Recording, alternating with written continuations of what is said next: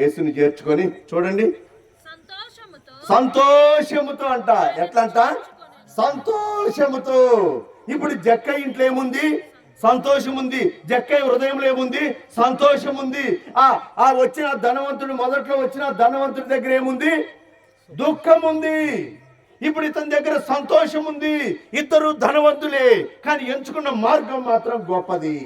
ఈ లోక సంబంధమైన సంపాదనలో ఇద్దరు ధనవంతులే, ఇద్దరు చెడ్డవారే కావచ్చు, ఇద్దరు మంచివారే కావచ్చు. ఈడ మంచి చెడ్డ, ధనమా పేద అన్నది కాదు.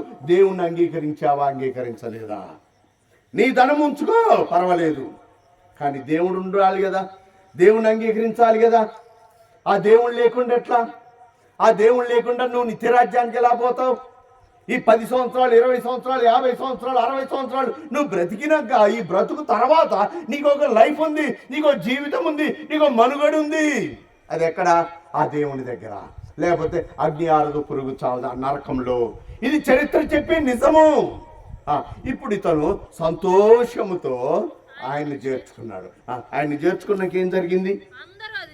అందరూ అది చూచి ఈయన పాపి అయిన మనుషుని ఇంట బస చేయ వెళ్ళినని చెప్పి సనుగుకున్నారు. అయిపోయినాక జక్కయ్య నిలవపడి, ఎక్కడది మాట? ఎందుకు నిలబడాలి? జక్కయ్య ఎందుకు నిలబడాలి? యేసుక్రీస్తు అన్నాడా నీ ఆస్తిని అమ్మేసి నీ ఆస్తిని పేదలకు ఇచ్చేసి అన్నాడా? అనలేదు. అయితే ఆ యేసు రావటంతో, ఆ సంతోషం ఇతను హృదయంలో రావటంతో ఈ డబ్బు అనేది వ్యర్థమైనదిగా మార్చబడింది. ఈ సంతోషం ముందు ఈ డబ్బు ఇచ్చే సంతోషము వ్యర్థమైనది. నాకు ఇంటికాడుంటే ఈరోజు